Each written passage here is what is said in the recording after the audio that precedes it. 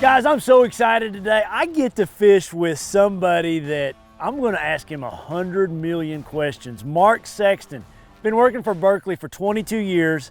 You have a master's in fisheries biology, is that correct? Yes, sir. Holy smokes, just the stuff that I've picked up on the few times I've been around you has just been amazing. I mean, you talk about all the questions that you'd ever want to know about a bass. He has studied them your entire life. I mean, you've devoted everything you do to knowing what a bass likes and what it eats and sees and smells. So really excited about that. But then a whole nother aspect to today that I think's hilarious. I've never fished a jighead worm, and that's what you have tied on right here. What is a jighead worm? It's called a jig worm, not a jighead Oh, worm. It's okay. very simple. Okay. It's, you know, we don't want to get confused Do I ourselves. have to get a northern accent to say it? Jig worm? Yes, or? you would, yeah. Yeah. No, it's just basically, you know, when we're up north, it's a jig head, and we just put a little longer worm, you know. It's the easiest thing to throw. You throw it in a patch of weeds, shake it, and the fish eat it. So it's kind of like, looking at it, it's like an exposed shaky head. Yeah. Would you say that? Yeah, it's a So shaky, yeah. Because a lot of times Okay. you want this to hang up on the weeds, because them weeds could be 10 foot tall. When it hangs on the weeds, you shake it, and bugs come off the weeds, and the bluegills eat the bugs, and then the bass eat the bluegills. So we're just starting a chain reaction with this thing. Hey, like I said, Project E, I'm still learning every day that I go fishing. I'm learning today about a jighead worm, and we're gonna ask this guy a whole bunch of questions. So you guys follow along, it's gonna be a fun day.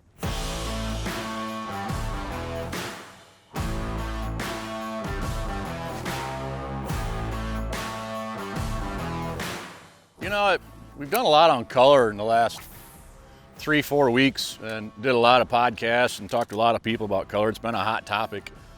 I think mainly because the Mac scent thing, and people are worried about the natural colors and the matte finishes, which are obviously working very well. Right. But, you know, green pumpkin's obviously the standard in bass fishing, and I think we finally figured out why. It's pretty simple. Bass, they can differentiate green from black. So when you're throwing green pumpkin, they see two colors. And so that gives you contrast, right? It looks more natural. So you're saying they see the green with the black fleck in it? Is that what you're saying? Yes. But if it's just a black bait, That's interesting. it may just look black. If it's a green bait, it's gonna look green. But the green and black together makes it look more natural. Like the back of a crawdad, or you know, the back of a shad.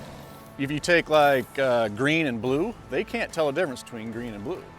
So it looks to them like green and gray, or something like that. So we're learning all the time. We're learning every day, and we apply that to all the baits we make, and it seems to help. That's one thing that's super cool about the facility. How many bass are in your facility? Usually 3,000-4,000 at a time.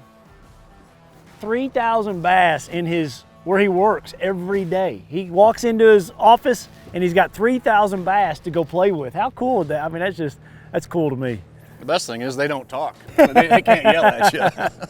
But no, you're studying them. I even saw bluegill in there, and you sometimes have trout in there too. So it's not just bass that you're studying. When I started there a long time ago, we were studying, had a lot of studies on bass, obviously, and bluegills, but we also were doing a lot of rainbow trout. And so then I learned quickly that Berkley's really serious about making species-specific baits. So when we're working on a trout bait, we bring trout in-house. We get them going. We figure out what they like the taste of, the smell of, the looks of. We figure all that out and then incorporate that into a bait. Right.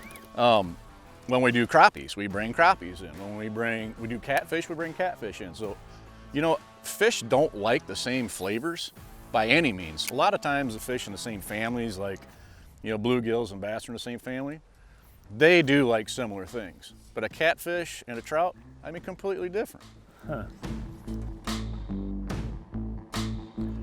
It's one of the techniques, you know, that it's a lot better if you're using a scented worm, right? Because it's sitting there so long. Because it's sitting there so long and it's in their face, and a lot of times they grab it, you don't feel it. Right. So if they don't swim away with it, you're not going to catch it.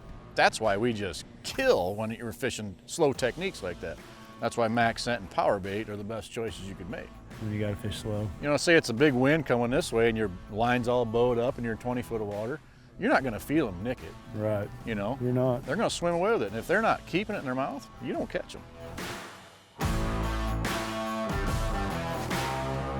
I just think he's got the coolest job ever, because he designs a bait, then he tells people at Berkley, hey, I got to go test this thing. And that's what he's doing. I found him out here on the lake. He's testing baits, you know, and you just get go test baits. That doesn't suck at all, does it? I'm willing to do a lot of overtime.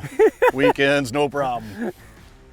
Yeah, it's, you know, that's why the best thing about Berkley is they're so committed to making things right. We'll work on one bait for a year and a half and scent, you know, and flavor packages for 30 years, right? Every single day we're trying to beat what we currently have.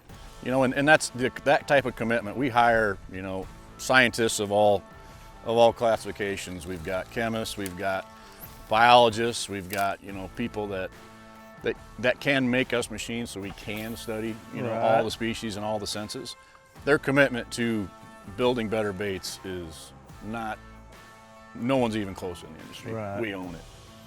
So, and maybe you can't talk about this, but like the ingredients to gulp or to the max scent, am I correct that you guys never patented that? Because if you patent it, you have to give up what's in it, and you guys are so confident nobody's ever going to find it, you didn't patent it. You're very correct. We don't patent a lot of stuff, you know, never in the bait world, because we don't think anyone's going to spend the time and the effort to figure out what's in there. And of course we're not going to tell anyone. There's about 5 people that know what power bait is, and I've killed 4 of them. So I'm it. No, I'm just kidding. He's not kidding. There's only 3 that I've always heard of that, and there's parts of that tour that when I've been to Spirit Lake that I can never ever see. Nobody can see. It's under really tight lock and key. So what's the biggest misconception that we as bass fishermen have when we're trying to catch bass? Smallmouth, largemouth, or I mean, there's lots of. What are some of them that, you know, I've thought all my life I knew what I was doing and I didn't? That's tough. Hey! I was shaking that thing and I got a bite. I did. I was doing what you told me to do. That's a fish. That's a fish. We haven't That seen is enough cool. of them today. Good job. That is cool. Yeah, I don't. That's my first, not jig head, but jig worm. Jigworm. Jig worm, not jig head, but jig worm. Oh yeah. Awesome. A chunker. That one. You might have caught him before. He's got some hook marks. Yeah, I was here a couple weeks ago. Got a belly on him.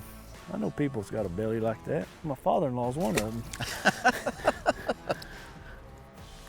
them. Misconceptions, you know, just in general speak, you know, a fish is not a fish is not a fish, right? So even though a largemouth and smallmouth are very similar physiologically, they live in different spots, they act differently, right? So, I mean, don't ever try to take what you know about largemouth and apply it to smallmouth. The other thing is, don't apply what you know about one lake full of largemouths to another lake. You got to remember the ecology of the lake. You know, if you're fishing a shad-based fishery, they're way different than they are if they're bluegills perch, right? They're bluegills perch, they're going to hang out in the weeds, they're going to be ambush predators. If they're shad, they're probably going to be gypsies. They're going to run around and look for them. So you got to take that stuff into consideration. In terms of science, yeah, I think people, again, on the color thing, people need to read and see what fish can see, especially bass. They can't see like we do. Not exactly. They see color. They see okay for, you know, for animals, especially underwater where the environment's not very good to see things. They've adapted, so they've adapted all these other senses. The sense of smell is insanely good. Their sense of taste is pretty good, and they can feel things with their lateral line. You know, their senses are way better than ours for the most part. So people just need to read and learn and apply it. I got a question on that. So, like my brother-in-law, he has made a killing in the state of Oklahoma throwing red-bladed spinnerbaits. That front kicker blade red. Is there anything that you attribute, or what do you know about that? Yeah, in fact, when it comes to the visible spectrum, red is the color they can see the best, right? They can see reds very well. They see greens very well. That makes sense. It's muddy in Oklahoma. Yeah. I mean, you know, they can see like black. They can see that's just the absence of all light, basically. But like black baits are, you know, baits you should take everywhere. Right. The thing you got to remember is they don't see UV. That's way too low for them. They can't see blues very well. They see it as like a shade of gray. The other thing is when you're fishing deep, you got to remember your color gets washed out. I mean, you're fishing, I don't care what color you're fishing, if you're fishing really deep, it's gonna look gray or dark to them. So You know, if Okay. oh, there we go. I got one too. Somebody hit the dinner bell down there. That worked. A double. I think mine's bigger. You got a smallmouth. Yes, sir. Nice. Nice, nice, nice. Where did he come from? Way behind the boat. Yeah, that's what I'm thinking. I think he came from that direction.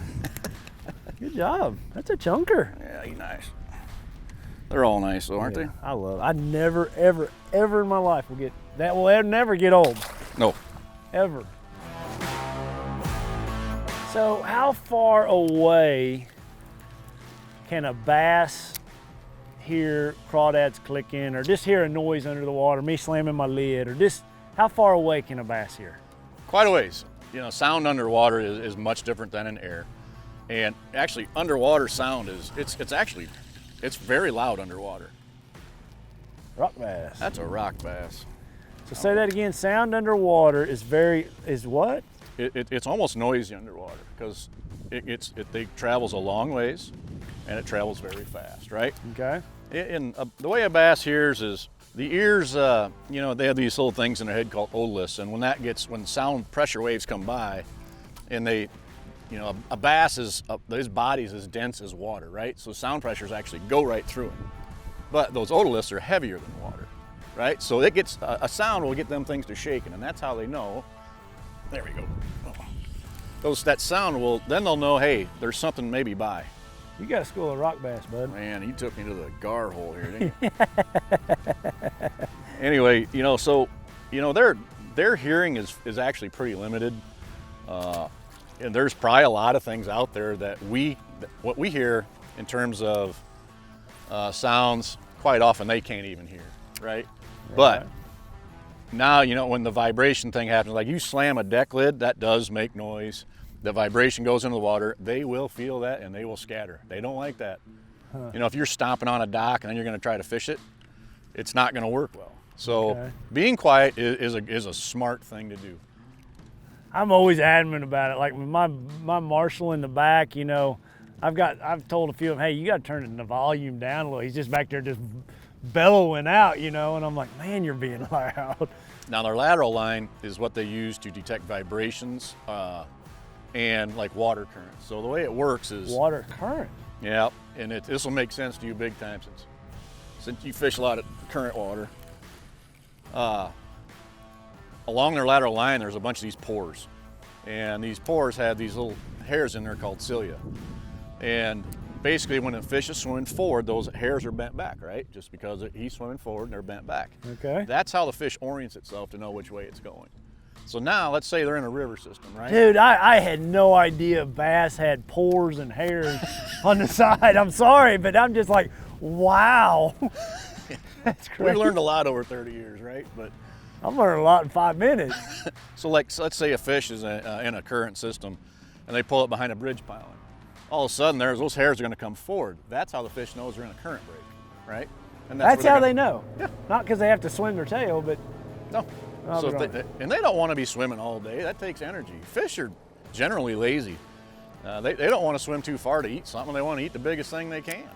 It's called bioenergetic. Get the most out of the least, right? right. There we go. Right at the boat. He took it right off the side of a weed. Might be another smallmouth. Is it a smallmouth? I don't know. He's pulling like one. You turkey, you've caught 2 smallmouth. And I hadn't caught one here yet. No, it's a largemouth. I feel better now. That's a good one, nice too. one too. It's a real nice one. I need to get him for you? You got him? No, I think I can handle him. Oh, man. That's the biggest one yet. I think he'll. Look at the pink right there. So when you talk about those lines, those hairs are right down the side? Yeah. So lateral line is right through this. You can kind of you can see them. They're just little holes in there. And they got lots of them. Right there. You see that little line? Yeah. Those are just a bunch of pores with a bunch of hairs in them. That's how he figures out which way he's swimming and which way's the current. Where's his like nostril to smell? Right there. They call them nares. Little holes right there. Nares. And then the otoliths that he uses for hearing are right inside here. If you take a little saw and cut his head down, you can pull them right out. Huh, Yep. That's cool. Really cool. Good job. Only thing been better if I caught that one. So in terms of lateral line, a lot of people think they can feel vibrations from here to, the shore. So, a 20-inch fish, you're looking at, 3 to 4 foot away, they'll feel vibrations. But that vibration can be so small, it can be a crawdad walking along the rocks, right? Wow. I mean, it's a very, very sensitive system. I'm glad we don't have it. We'd all be freaked out all the time. Be on overload, huh? Yeah. Like living in New York City. Yeah. No one likes that. But it's that fish is literally designed to kill in its environment. And the other thing, Yeah, that's a pretty cool statement. Designed to kill. yeah, That's what I mean, I always think that, when I'm sitting there and they eat, like the topwater bite is so violent, and I think, man, that's like a tiger trying to kill a zebra or something. I think I got a good one. It's gonna jump. I was thinking of pike for a minute, but that's a good one. he might have been on there milking on that thing a little bit. Look how far down that worm is. I'm kind of embarrassed. That's all right. It's windy. Yeah, it's windy. They are fat here, aren't they? Yeah, they are. Yeah, fun to catch. What's this? These little black specks in their fins. Probably just grubs. Like little parasite grubs. Really? Yeah. A lot of fish get them. You got one too, huh? Yeah. Yeah, when the water gets cold, they'll probably die off. Largemouth. Man, that never gets old, ever. Yeah, he's got a couple too. Huh. Yeah, I'm sure there's just some little grub got in him. So is it just a summertime deal? Yeah, when water gets hot, a lot of bacteria and bug stuff grow and they attach to the fish and live on them. And hot water makes a lot of diseases.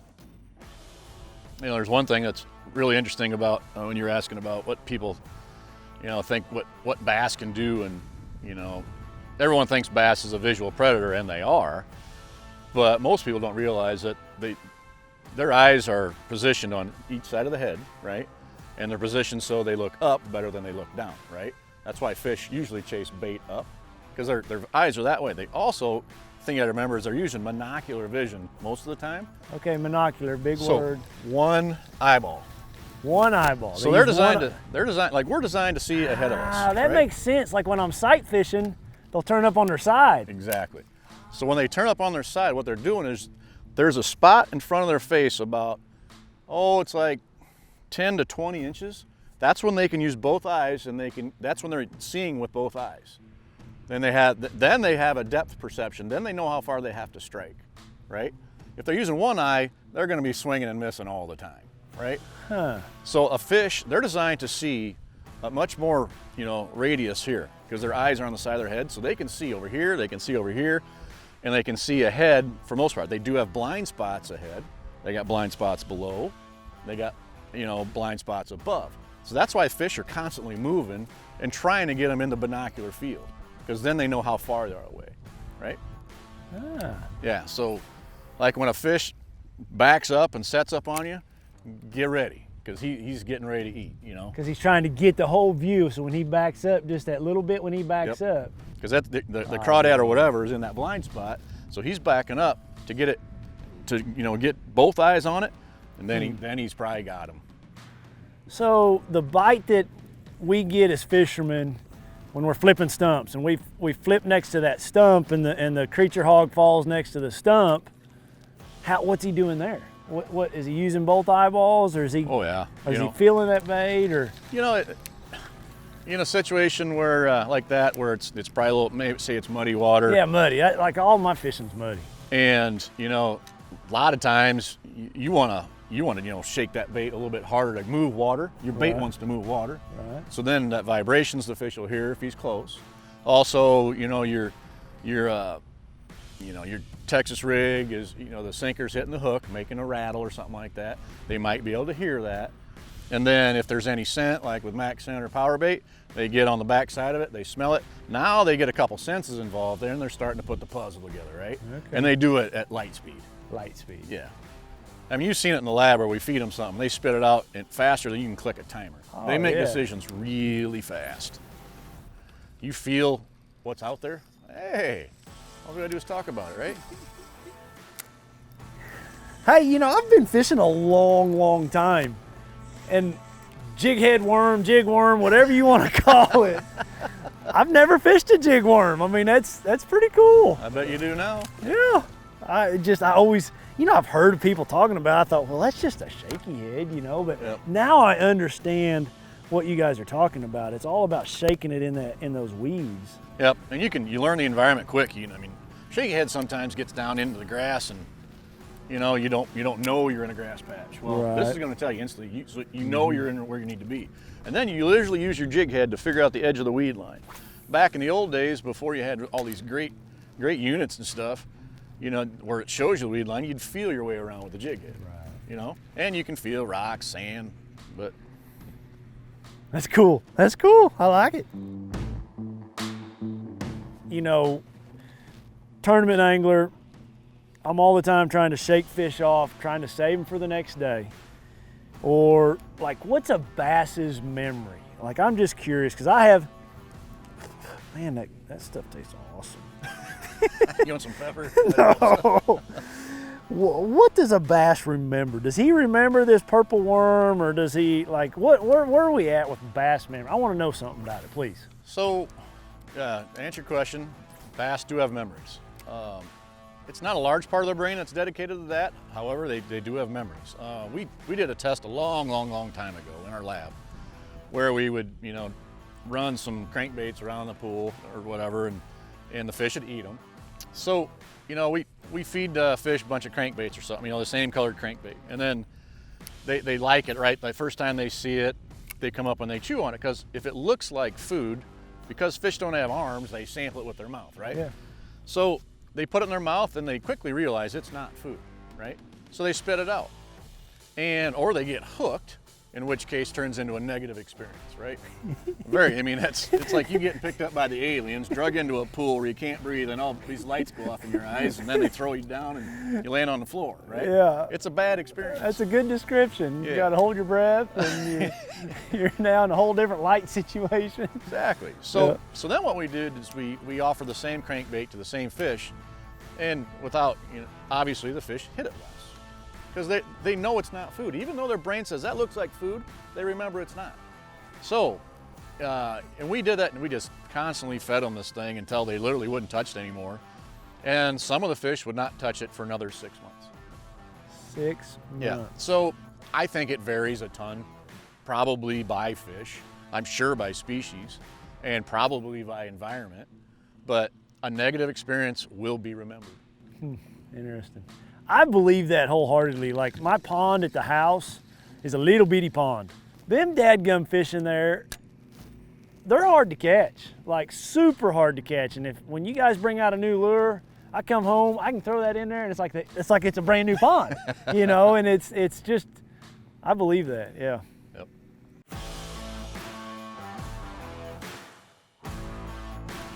Yeah, I'm gonna hit a couple new lakes to look for. There we go. Right in the middle of them, wasn't he? Yeah. That one I think actually ate it on the fall, you know, because once I picked up on it, it was there. Straight worms, hard to beat. I'm just amazed how deep they got it. Every one of them. I mean, that one there, now it wasn't, but when I first brought him up, he had it out of sight.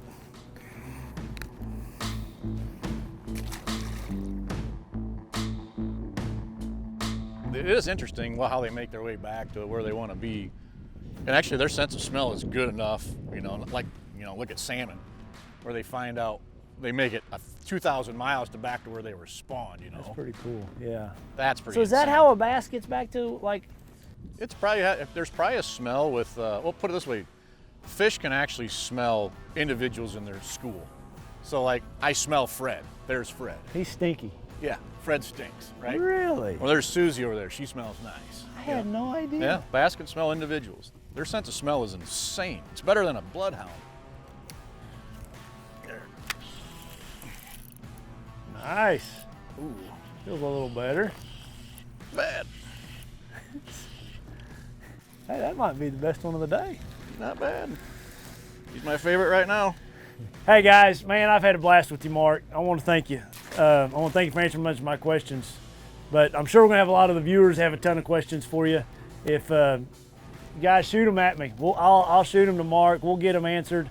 I appreciate you taking just a little bit of time teaching me a jigworm, and it's brand new to me. But I've had a lot of fun asking those questions, and the more I've ever been around you, I learn something every day I'm around you. So it's an honor to be around you, bud, and I really appreciate it a bunch. I appreciate it too. It's been a fun day. Yeah, it has. It has. Thanks a lot for showing me the jigworm.